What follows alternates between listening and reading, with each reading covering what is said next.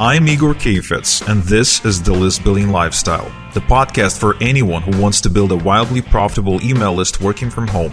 If you'd like to make six figures, travel the world, and help people improve their lives in the process, this podcast is for you. I also invite you to claim a free copy of my best-selling book, The List Building Lifestyle: Confessions of an Email Millionaire, at igorsbook.com. Get the free book plus $3,000 bonus package that includes my best capture page templates, email swipe files, and traffic blueprints. Visit www.igorsbook.com for details. And now, it's time to claim your list building lifestyle.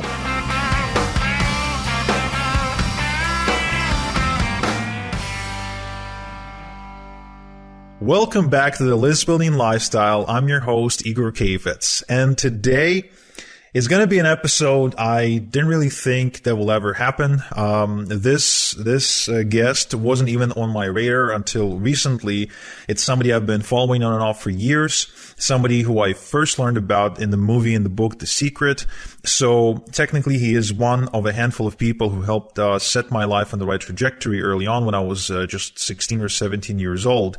But as it also turns out, he is a hardcore list builder and internet marketer, which, of course, made the perfect sense for me to invite him to the show. And lo and behold, ask and you shall receive. He responded, and now we're here. So, guys, listeners, list builders all over the world, allow me to welcome to the List Building Lifestyle, the one and only Dr. Joe Vitale. Dr. Joe, welcome to the List Building Lifestyle. Thank you. I was looking forward to this moment. You're doing some great stuff, and I'm glad to be part of it. Yes, we're great to have you as well. And when I saw just how much you're involved in the internet marketing space and how you're using all the different tactics that we've been discussing over the years, it became really fascinating. I wanted to pick your brain about your take on list building, on email marketing, and pretty much everything in between, really. So I guess to start, do you mind sharing, when did you first start building your list? Great question. Well, I stumbled onto the internet and became an early internet pioneer when the internet was being talked about and people were thinking there was golden cyberspace. And I was on the internet before it was called the internet, at least publicly. So I was on the bulletin board systems where people had computers with a bunch of phone lines going into them. And we were starting to stumble around and with blinders on and blindfolds on, trying to find our way. But the thing that kept recurring is that if we had a list, just a small list of fans, of followers, of people interested in our product or service, we could find golden cyberspace. And for most of us, myself included, my initial list had my name on it first. And then you put your family and friends' names on it. And then you start asking your acquaintances to tell other acquaintances to put their names on it. And you're just building from literally zero. You have no list. You have no contacts. Nobody at that time knew what the internet was. Nobody knew what we were doing. Many people don't know what they're doing even today. But back then, in the mid-1990s, early 1995, somewhere in there, it was all about building a list in any way, shape, or form you could do it. We didn't have spam laws back then, so you just put people on the list. And unless they, wrote to you, called you up, or complained in some way, shape, or form, they stayed on the list. Wow, that's great. It hasn't changed much. Like you said, a lot of people still don't know what the hell they're doing. A lot of them are either scraping lists or buying lists and doing all kinds of crazy stuff, and they get in trouble. So you started building your list back in the mid-90s. Mid-90s, I was 7, So I didn't really have an email address, and I was growing up in Ukraine at the time, and I think we just had one or two people in the entire neighborhood who had a computer. Of course, at the time, no connection to the internet because there was no infrastructure. So looking back on that time, it's a long journey. It's been quite a while. What are some, maybe let's do the top 3 most painful lessons you learned from list building? Painful lessons.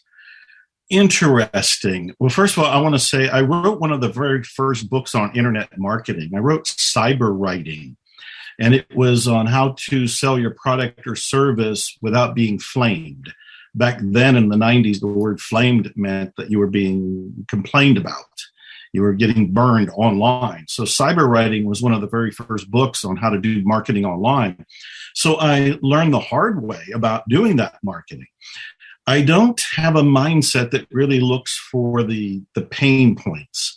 I try to focus on what's working. I focus on the success. I focus on what to do. It's more of a principle of positive psychology that I'm a student of. And positive psychology says if you focus on what's working, you will get more of what's working. So when you ask the question about the pain and everything, that's a tougher one for me to answer. I would think maybe what comes to mind is a couple of times I did buy lists, and I found that those were horrible experiences, mainly because they were cold lists. There were people that didn't know me in any way, shape, or form. And a principle in selling, it's a principle of psychology, is that people buy from people they know, they like, and they respect. I've written about that in some of my early marketing books, like Hypnotic Writing and Buying Trances. And when I was buying a list, those people didn't know me, they didn't like me, and they didn't respect me. It was completely cold. So it's like that wasn't the wisest move for me. So I would say that was probably a painful lesson. Yeah, for sure. Again, still doesn't really work today. You really have to be building that audience, generating opt-ins, and that's how you kind of get that ball rolling, which many people find very difficult, of course, because I guess one of the biggest complaints I hear about from brand new list builders who need to get people to kind of start knowing about them, liking them, trusting them, respecting them, is they just have really low self-esteem. They don't think they're interesting enough. They don't think they're knowledgeable enough. They don't think they have the credentials to claim that authority status. So what would be your advice to some of those people? It's a great question. I would advise them to read a book by Napoleon Hill called Outwitting the Devil. Napoleon Hill wrote Think and Grow Rich, and everybody should read Think and Grow Rich. I met a multimillionaire the other day, and he said he read Think and Grow Rich 600 times. 600 times. And I've known millionaires who've read it 50 to 100 times. So definitely read Think and Grow Rich. Most people don't know that Napoleon Hill wrote a book that was not published during his lifetime because it was considered too controversial. It's been published over the last few years. It's called Outwitting the Devil. When you start reading Outwitting the Devil, you realize the devil he's referring to is your own mind. It's your own mind. So when people sit there and they want to build a list, but they go, well, why me? And I don't have the credentials and I don't have the experience. That's the devil mind. That's the part of the mind that is belittling you. It is not encouraging you. What I learned to do decades ago, because my self-esteem and belief was next to zero. I mean, I had been homeless at one point. I was in poverty for 10 years. So for me to come out and say, hey, come follow me. I'm a nice guy. I got something to share with you. Oh, that was lifting cement. I mean, that was tough. So I had to work on the self-esteem as well. And I learned to build the opposite of the devil. You build a cheerleader, an angel within yourself. The devil is simply a voice anyway, according to Napoleon Hill in his book, Outwitting the Devil. And so when you listen to the critical self and the naysayer, you're only listening to an aspect of a personality that's a composite of people you heard from when you were growing up. It is not true. It is not real unless you fuel it with your belief in what you're listening to. So what I did and what I encourage people to do is build an inner cheerleader, the part of you that can say, you can do this. If other people can do this, you can do this. If Joe Vitale was homeless and in poverty and now he has a big list and he's living a lifestyle of the rich and rich and lazy, I was going to say, the rich and famous and lazy, then you can do it too. There are no particular skills needed. If you have a belief in yourself, if you've got a product or service or are developing one, then by God, stand on your own 2 feet and start barking about what you have to offer to the people. Self-promote. get the word out there. But it begins with believing in yourself. So learn to hear the voice of the devil and ignore it, and create and listen and obey the angel within you, the cheerleader within you, who's saying, you got this, you can do this. Yeah, and of course, for most people, that would be easier said than done because of years and years and years of poor conditioning. Now, hold it right there. Hold it right there.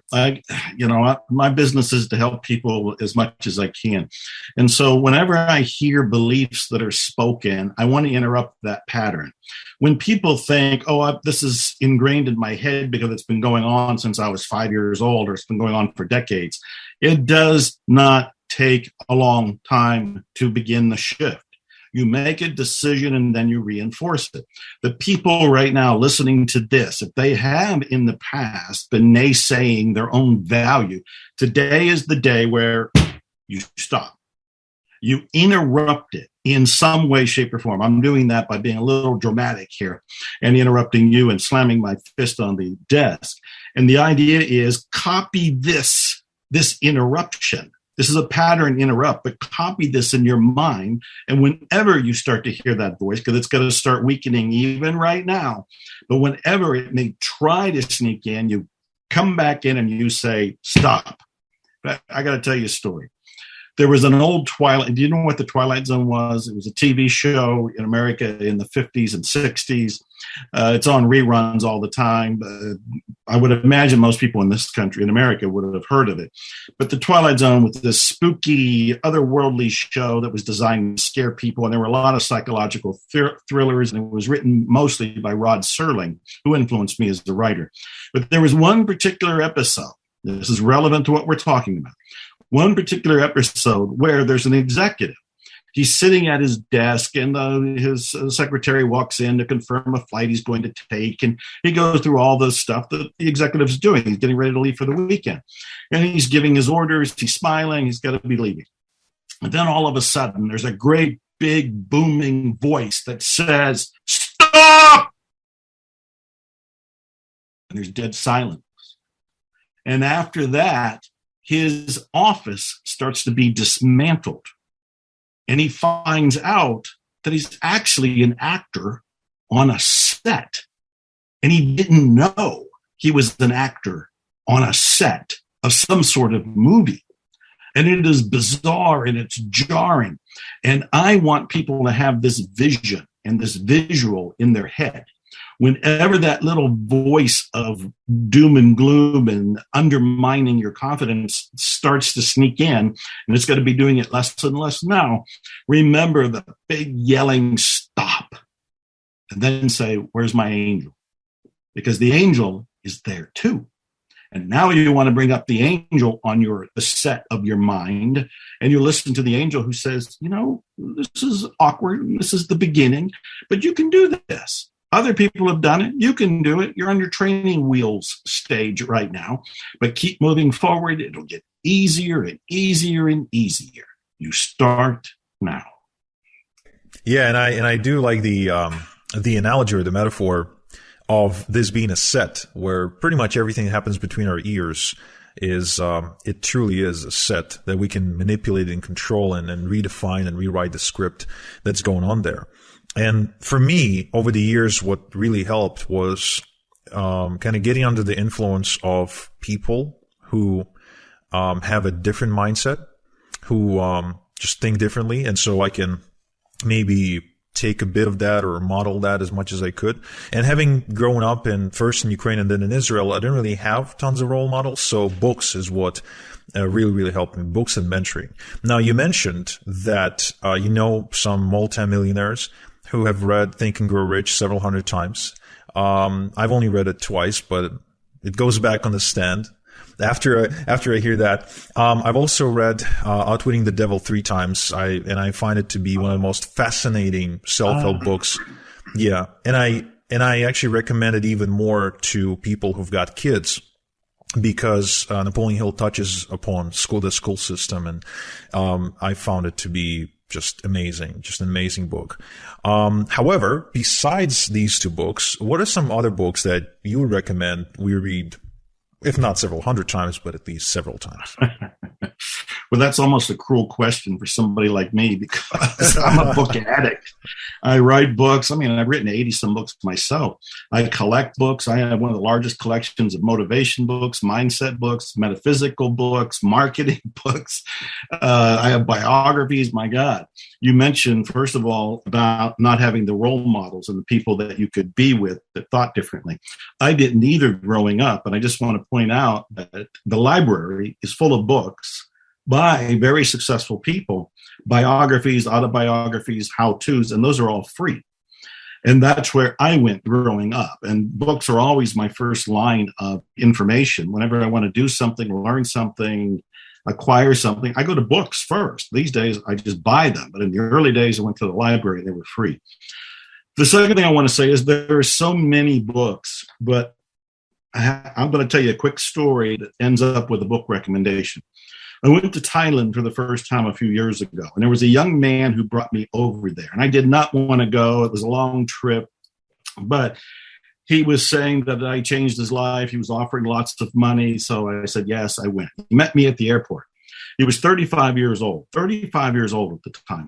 And he told me the most inspiring story right there at the airport waiting for luggage. He said that I think it was 15 years earlier when he was 20 years old, he was homeless. He was homeless on the beaches of Thailand. No money, no job, no car, no apartment, nothing. And out of his desperation, he called an old friend of his back from his home country, which was in Sweden. And the friend said, I'm not going to send you any money, but I'll send you a book. And he sent him the book, The Secret. Now, you mentioned the movie The Secret. You mentioned the book The Secret. Well, my friend who's homeless gets the book, and he's mad. He's starving. He doesn't want a book. He wants money. He wants food. He wants a leg up. But he decides, well, there must be something to this book, and he starts reading The Secret. He gets even more aggravated. And he thinks, this is all hogwash. This stuff doesn't work. And he makes this commitment to himself. He says, I'm going to prove that The Secret does not work. And I thought, wow, what a setup. I'm going to prove that The Secret does not work. So he begins to practice. He says, well, let me see if I can manifest a cup of coffee. And he visualizes it. He affirms it. Somebody buys him a cup of coffee. And he thinks, well, that's a flu. Let me try lunch. And he visualizes it and affirms it and so forth. And somebody buys him lunch. And now he's thinking, well, maybe there's something to this. Let me try getting a job. Yep, he gets a part-time job.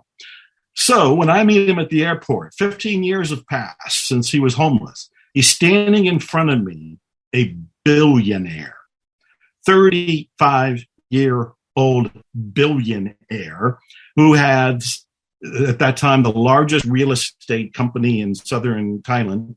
He had 20 other businesses, including coffee shops and a gym and an attorney's studio. It went on and on. He's telling me this story, and I'm thinking, have you ever told your story? And he said, no. Well, I worked out helping him write his book. And that would be the next book I'd recommend. Homeless to Billionaire by Andres Pira, P-I-R-A. Homeless to Billionaire, Andres Pira, P-I-R-A, and co-authored by me. That would be the next book that I would read right there. And since we're talking about books, I can't help but say one of the greatest books of all time in the self-help literature was Viktor Frankl's Man's Search for Meaning. I have read and reread that book. I'm going to be interviewing his grandson for my TV show soon. That book is life-changing, Man's Search for Meaning. And I will also mention, if people haven't read Maxwell Maltz's 1960 classic, a masterpiece too, Psycho-Cybernetics. Psycho-Cybernetics. I reread it recently and I almost burned my own books thinking nobody needs anything else but Psycho-Cybernetics by Maxwell Maltz. It is so complete in its writing. Slightly dated because it came out in 1960. But even Think and Grow Rich, which came out in 1937, it's still slightly dated, but my God, it's still relevant. So all of these and so many more. Yeah, I think the books you mentioned are incredible. Viktor Frankl's Man's Search for Meaning is something that helped me along the way when I was going through a personal crisis. You know, after I started making a lot of money and I really couldn't find meaning in much of everything that I was doing. And the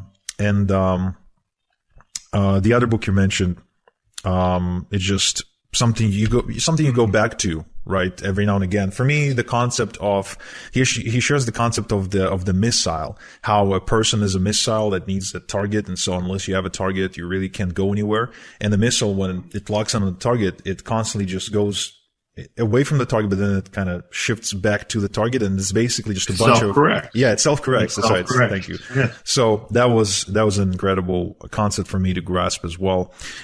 Since this is a marketing show, perhaps you can recommend a few marketing books. Absolutely. I love marketing. I love copywriting.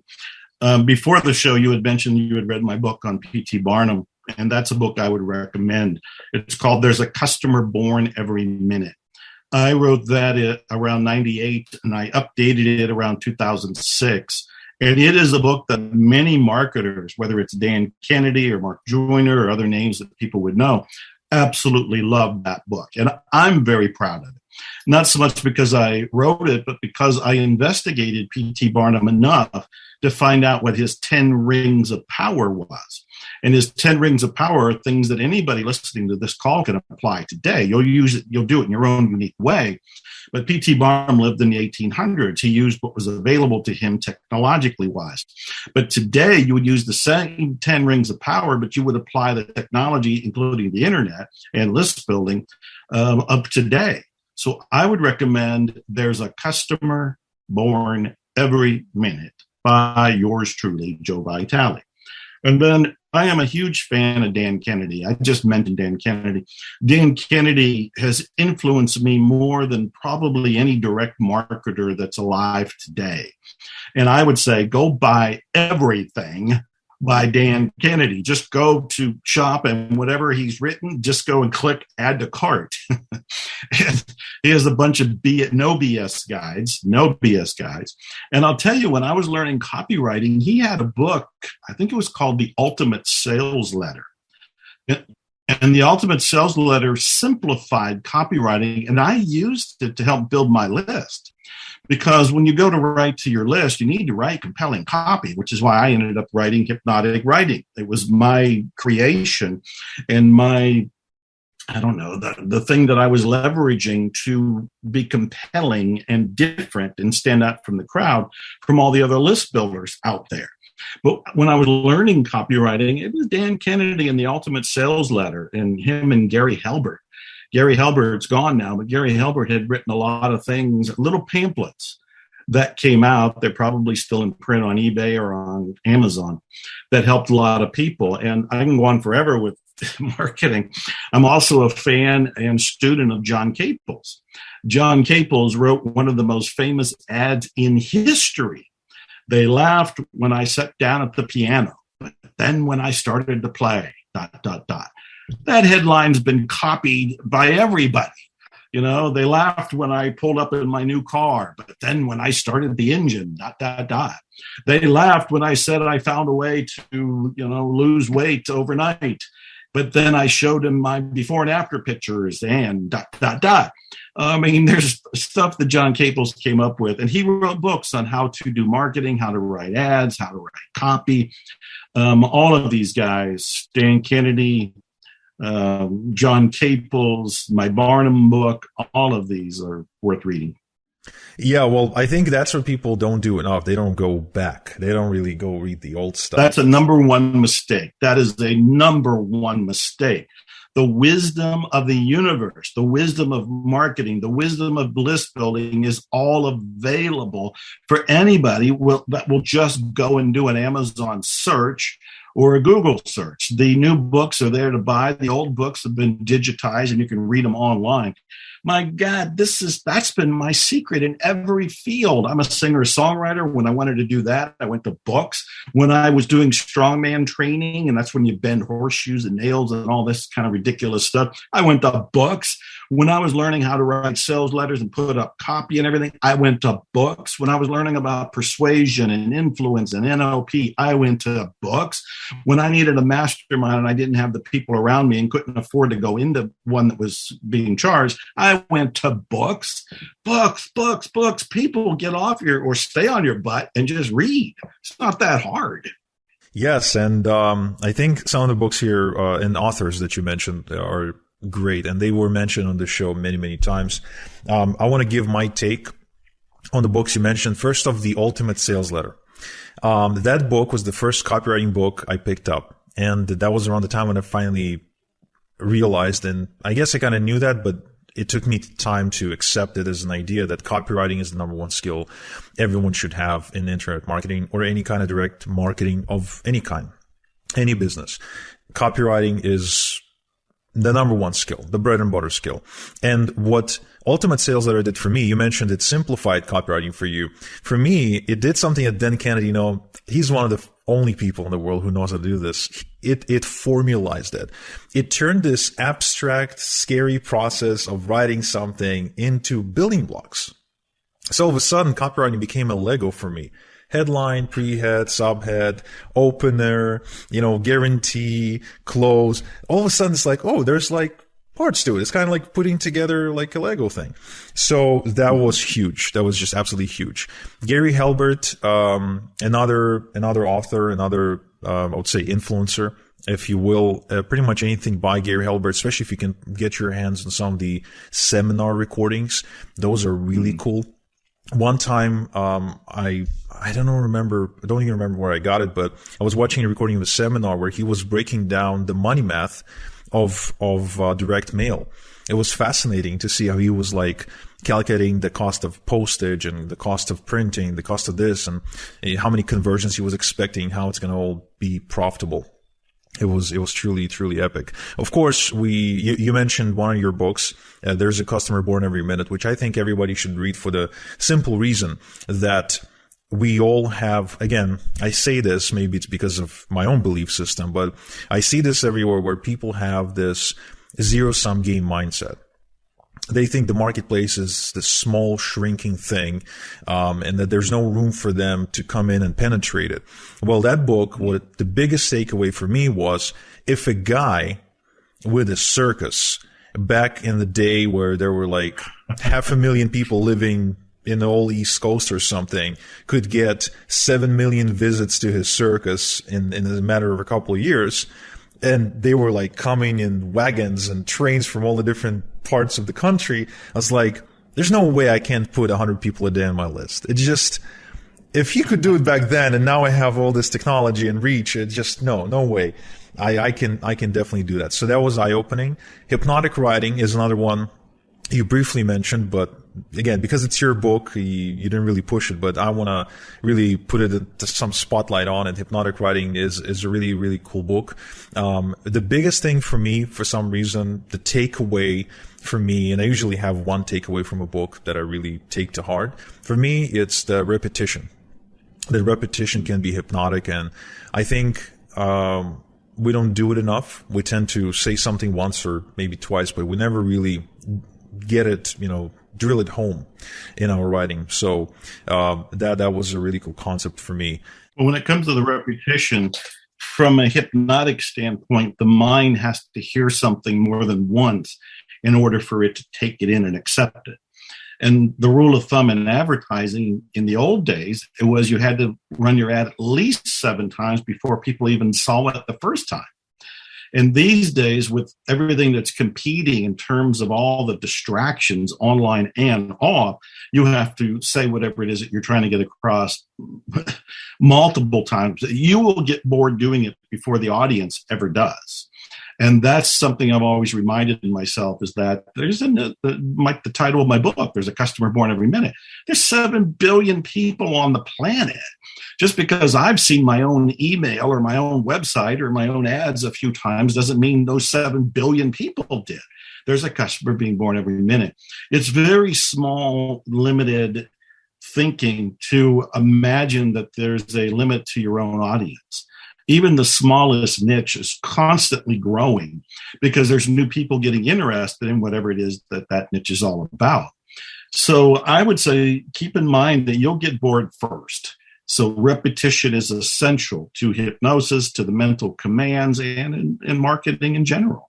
Yeah, Dan Kennedy tells the story about his I think it was an infomercial client that would call him once a week and say, hey, we need a new infomercial, because he would sit down and watch it every night before bed. And then Kennedy would be like, wait, are the numbers down? It's like, no, the numbers are great. It's like, then we don't need a new infomercial. Stop watching it and go to bed. Dan Kennedy is absolutely correct. Most of us are going to get bored with our own emails and our own websites and our own messages long before the public does. And we'll get bored with it because we see it every day. And if there's some bozo who's watching his own infomercial every night, of course he's got to get bored with it. He or she is going to be seeing it way more than the public. The rule of thumb is that repetition is the key. We need to repeat whatever our offer is for it to get into the mind. Old school advertising used to say you have to run an ad at least 7 times before people see it one time. They're glossing over it. And these days, with all the distractions, we have to keep running our material. So we don't want to make the mistake that, because I've seen it a lot and I'm getting bored with it, that the rest of the world has. No, there's 7 billion people on the planet. A whole lot of them have never heard of you yet. So you got work to do. Keep marketing. Yes, and a lot of people still think it's 7, by the way, like the amount of time somebody has to see your offer. I think now we're like at 60 because of just how... I was going to say right? 70. Right, it's just crazy. I was going to say 70, but yeah, we got to keep going. Yeah, and now that I think about it, if you've been building your list, or at least thinking about it and trying different techniques since mid-90s, that means you've now seen about 30 years worth of different techniques. And of course, since we moved to the internet, in internet time, 30 years is like a billion years because everything changes so fast. So perhaps you could share with us your go-to technique or some of the techniques you prefer to leverage to build your lists. I'm going to tell you my number one technique. For the longest time, I kept it a secret. Only most recently did I write a book about it. And it's really what I call karmic marketing. Karmic marketing. I have built an empire on karmic marketing. I built a list from zero with karmic marketing. And like I say, recently I came out with a book called Karmic Marketing. But let me give people the essence of it. It is, in essence, giving away for free what you would normally charge for as an incentive for people to go on your list. Now, a lot of people practice some version of this, but they make mistakes in doing it. So let me explain it a little bit so that people watching or people listening to this can actually grasp it and use it. So first of all, I say you want to have something of value to the people that are potentially going to be on your list. So not some random thing that's unrelated to your product or service.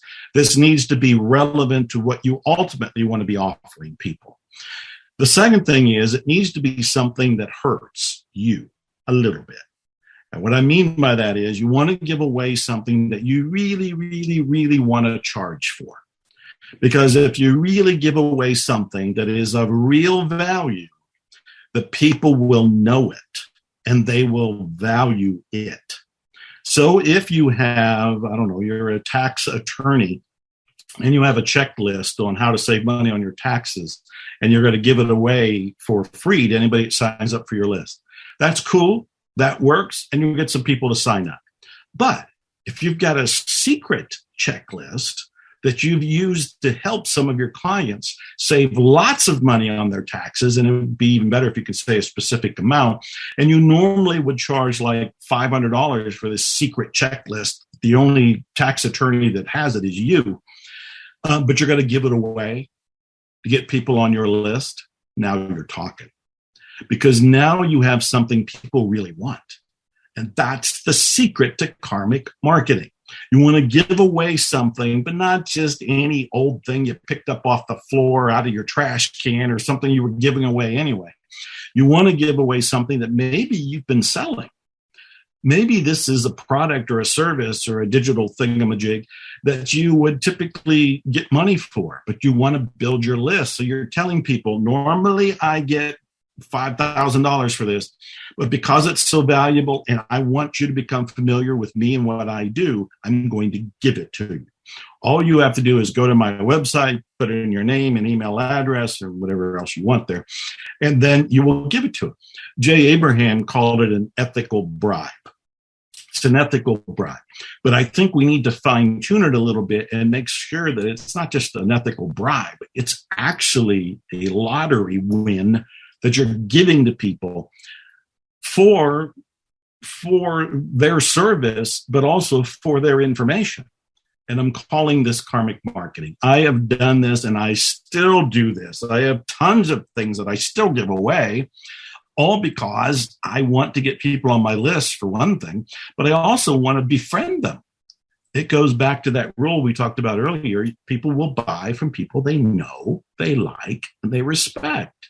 If I can give them a taste of my work, they might stay. They might buy later, and they might be on my list. You know, one of the most common things I see in my customer base, especially with people who go for our mentoring programs, is they write in their applications that they've been kind of following me for quite some time. Sometimes it's years, sometimes it's a few months. So they've been on the list for a while before they finally decided to pull the trigger. So something got them on the list, and then they don't necessarily make that decision to buy or to partner up with me or to sign up for any of my mentoring programs right away. There is a time buffer.